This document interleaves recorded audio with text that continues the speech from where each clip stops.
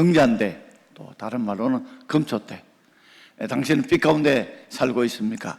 당신은 빛 가운데 살고 있습니까? 이런 제목으로 함께 오늘 셋째 날 말씀을 드리고자 합니다. 자, 우리 성전 평면도와 우리 등잔대를 함께 보도록 하겠습니다. 여러분 보시면 동문으로 들어가는 문은 하나이고, 어제 또 아래 묵상했던 번제단과 그리고 물두멍은 우리의 예수님께서 우리의 죄를 어떻게 용서하셨는가, 번제단을 또 원죄를 완전히 해결하시고 물두멍을 통해서 자범죄를 해결하신 우리의 죄의 문제, 구원의 문제를 해결하셨던 것을 말씀을 드렸다면, 이제는 번제단과 물두멍을 지나서 이제는 성소로 들어가게 되는데, 성소 앞에 휘장이 있습니다. 내일 묵상했지만 성소에 문이 따로 있는 것이 아니고 휘장이 있고, 그 다음에 지성소 앞에는 아주 두터운 천사의 모양을 그루 모인 아주 두터운 벽과 같은 그런 휘장이 있습니다. 그래서 앞에를 첫 번째 문에 해당하는 첫째 휘장, 지성소 앞에는 둘째 휘장의 문과 같은 휘장이 있습니다. 자, 오늘 우리가 등잔대, 금초대에 묵상할 텐데, 이걸 보시면 이 구조 자체가 밑에 밑판이 있고요. 요 가지가 작은 유, 중간 유, 큰 유 모양으로 해서 전체 가지가 좌측에 3개, 우측에 3개가 있고요. 그리고 중간에 이 등대 같은 것이 있습니다. 그리고 그 모양을 보시면 중간에 이 꽃받침이 있어요. 꽃받침이 있고, 그 위에 꽃받침에 꽃 모양이 있습니다. 자세히 안 보이지만 그 꽃 모양이 살구꽃 모양을 하고 있고, 그리고 그 안에다가 등잔대라고 해놓은데, 이 등잔대라는 것은 뭐냐면 등잔대와 금초대 같은 말인데, 등이라는 것은 불이죠, 그죠?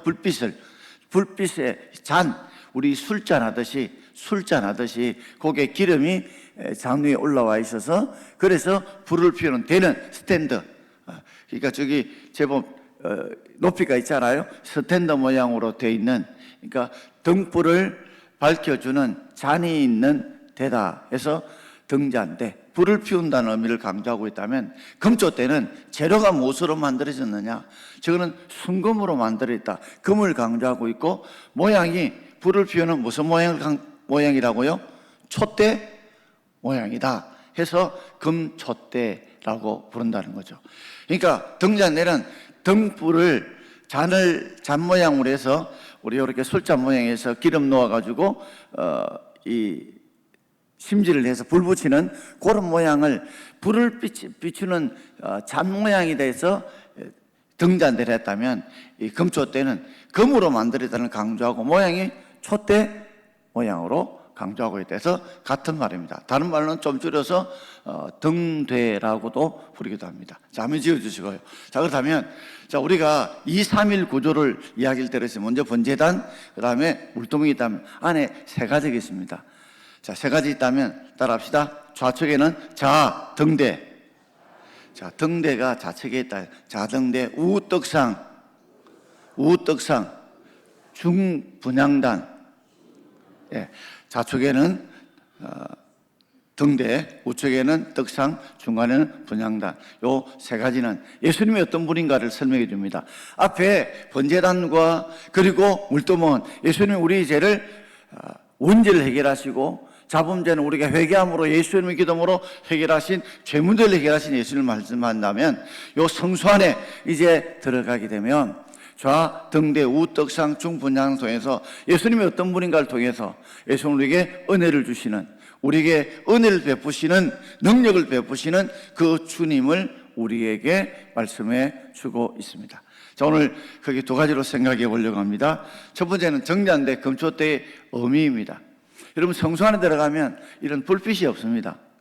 유일하게 캄캄한 어둠을 밝히는 것이 있다면 바로 그것이 금초대와 등잔대, 등대밖에 없습니다. 그 안에 캄캄한데, 그래서 늘 이 불빛을 피워놓음으로써 안 전체를 밝히게 되죠. 자, 그렇다면 이 등잔대, 금초대 그 의미가 뭐냐? 예수님이 어떤 모습을 우리에게 깨우쳐 주느냐? 요한복음 8장 12절 말씀 함께 읽겠습니다. 예수께서 또 말씀하여 이르시되 나는 세상의 빛이니 나를 따르는 자는 어둠에 다니지 아니하고 생명의 빛을 얻으리라. 아멘. 나는 세상의 빛이다. 그냥 빛이 아닙니다. 세상 자체가 어둡기 때문에, 즉 어둡다는 말은 죄가 그 가운데 넘치기 때문에 죄 가운데 있고 어둠 가운데 있는, 왜요? 사탄으로 인해서 또 죄로 인해서 어둠과 죄 가운데 있는 이 세상의 어둠을 밝히는, 죄를 몰아내는, 사탄을 몰아내는 빛으로 이 땅에 오신 분입니다.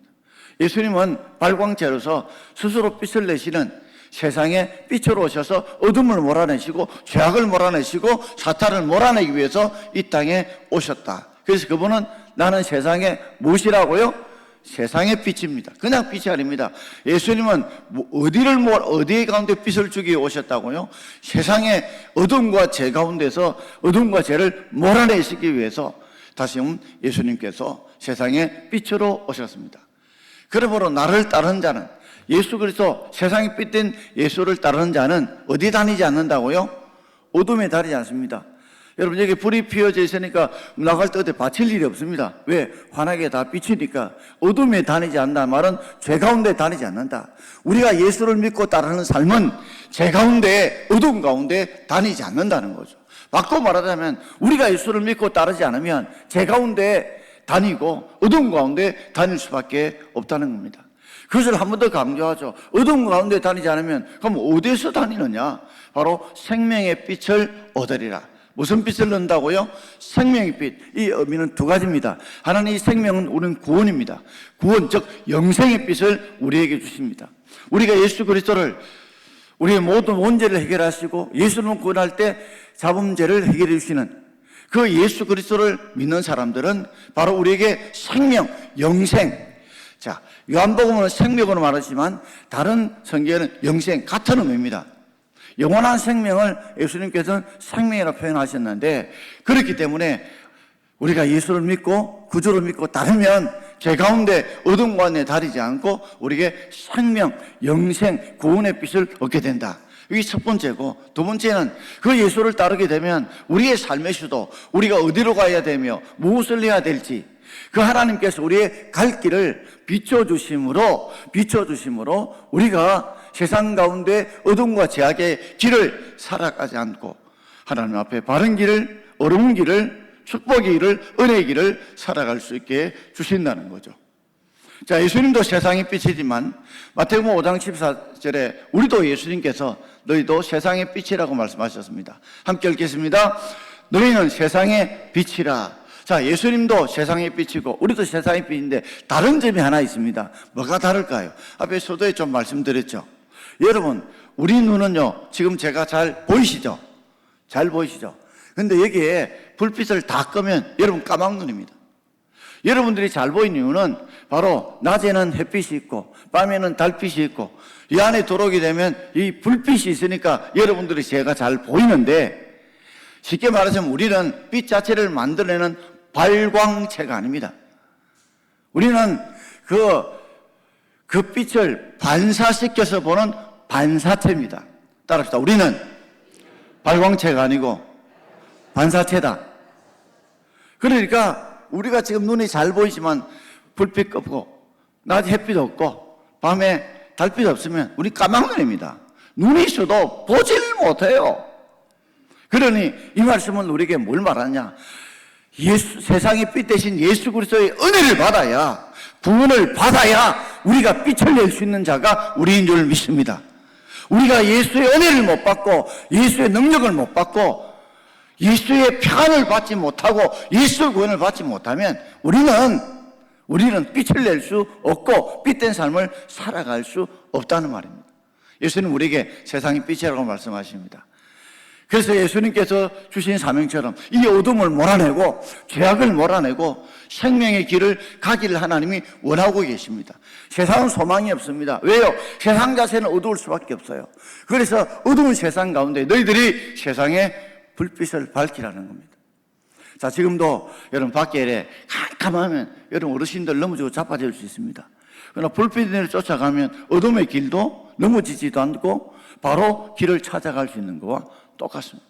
자, 예수님은 세상의 빛이고 우리도 세상의 빛이지만 예수님 자체 빛을 만들어내시는 구세주가 되신다면 우리는 우리 힘으로 구원받을 수 없습니다. 예수의 은혜로 예수가 대신 십자가에 죽으신 그 은혜로 우리가 구원받게 되고 우리가 세상에 빛된 삶을 살아 못 갑니다. 예수의 은혜 받고 능력 받고 도움 받아야 우리가 세상에 빛된 삶을 살아가게 될 줄 믿습니다. 자, 두 번째로 마지막으로 등잔대의 구조입니다. 출애굽기 25장 우리 31절 함께 읽겠습니다. 너는 순금으로 등잔대를 쳐 만들되 금이판과 줄기와 잔과 꽃받침과 꽃을 한 덩어리로 연결하고 그랬습니다. 물두멍은 전체가 노소로 되어 있습니다. 그죠? 노소로 되어 있지만 이 등잔대, 이 금초대는 무엇으로 만들었다고요? 순금입니다. 약 45kg 정도 들어가는 완전한 순금입니다. 여러분, 금은 조금 무르잖아요. 그래서 등잔대를 어떻게 만든다고요? 쳐 만든다. 그냥 쳐면 안 되죠. 약간 불에다가 달구어서 약간 부드럽게 되면 툭툭툭툭툭 망치로 부드럽게 쳐서 만드는, 우리가 방짜라고 하죠. 방짜 유기는 유기를 그릇을 어때요? 탁탁탁탁 쳐서 만드는 거, 찍어내는 게 아니라는 말입니다. 이 두들겨라는 말은 바로 예수의 고난을 상징합니다.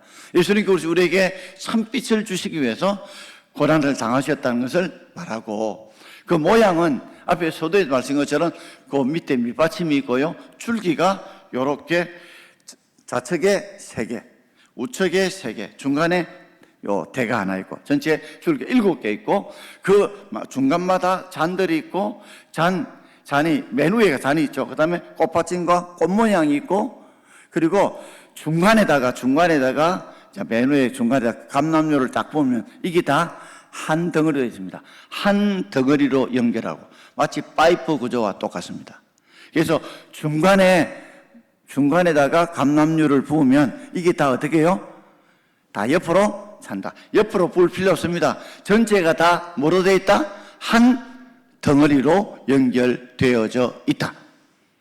마치 이 파이프 구조처럼 이것이 다 중간중간만 다 연결해서 중간만 보면 전체가 다 그렇게 감람류가 들어가는 한 덩어리로 되어져 있는 구조입니다.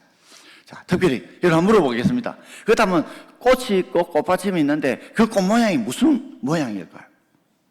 그 꽃이 무슨 모양일까요?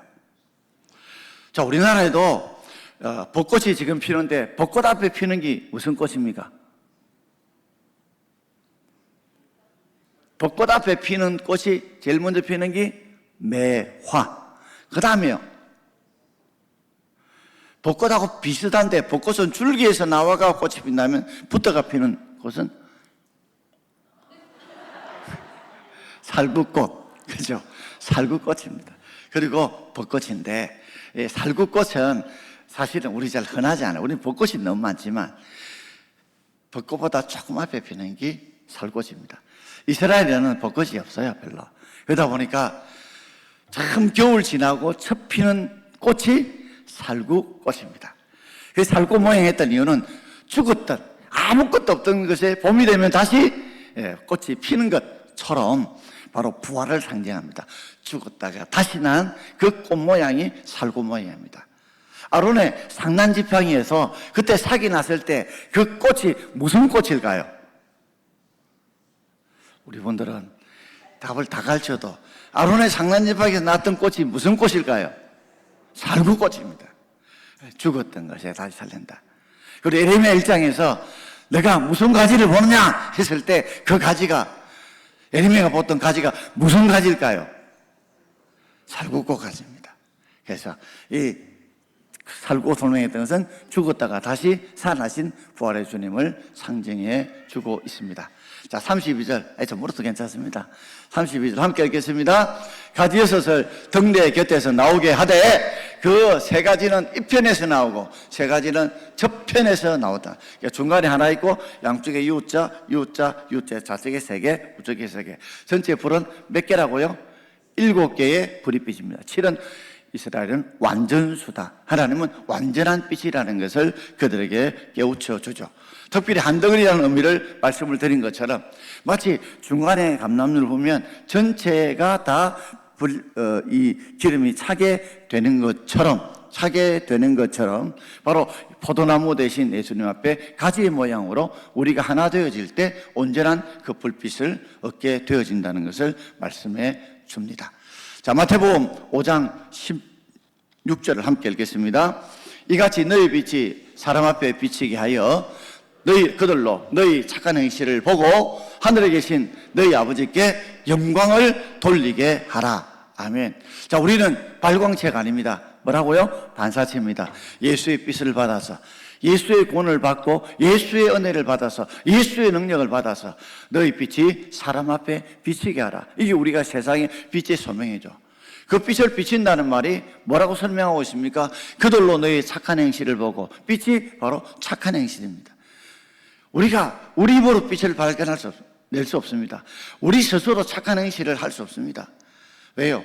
우리 인간들은 그 속에 재성이 있기 때문에 그렇습니다. 재성을 이길 수 있는 그 은혜를 받아야, 그 능력을 받아야, 그 구원을 받아서 우리도 세상 가운데 착한 행실을 행함으로 하나님 앞에 영광 돌리는 삶을 살아갈 수 있기를 바랍니다. 빛을 비추듯이 우리의 삶이 세상을 밝히는, 우리 때문에 세상이 살만하고 우리 때문에 세상이 죄악 어둠으로 가지 않는 그런 밝은 빛이 바로 하나님께 영광을 돌리는 세상을 만들어가는 것이 우리의 삶의 구원의 목적이요, 우리에게 소명의 삶의 목적이라는 것이죠. 한 번 더 이렇게 설명하고 있습니다. 고린도서 10장 31절 함께 읽겠습니다. 그런즉 너희가 먹든지 마시든지 무엇을 하든지 다 하나님의 영광을 위하여 하라. 그렇습니다. 영광을 위하여 하라는 말이 바로 너희가 세상에 뭐가 되라? 빛이 되어라. 착한 행실을 통해서 세상이 믿지 않는 자들에게 하나님께서 우리에게 은혜 주셨다, 구원 주셨다, 능 주시는 것을 그들에게 보여줌으로, 야, 예수 믿는 사람이 다르네. 예수 믿는 사람들이 자체적으로 스스로 빛을 내는 자들이 아니라 그 은혜 받으니, 그 능력 받으니, 그 사람을 받으니 저렇게 변화되는구나, 저렇게 달라지는구나, 저렇게 새로워지는구나 통해서 우리가 드러나야 되는 게 아니고 누가 드러나야 된다고요?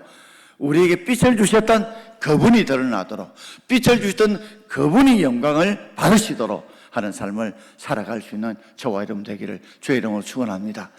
많은 사람들이 내가 드러나려고 하는데 내가 드러나는 삶은 죽는 삶입니다. 왜요? 주님 빛을 비춰주지 않으면 우리는 까막눈입니다.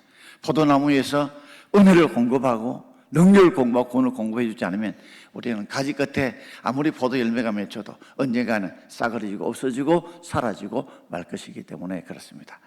자, 어떤 분이 뉴욕에서 공연을 하는데 갑자기 이제 철장 안에서 호랑이 4마리를 조련을 시키고 공연을 하는데 째치구와 이제 그들의 소리로서 훈련하는데 갑자기 정전이 되어 버렸습니다.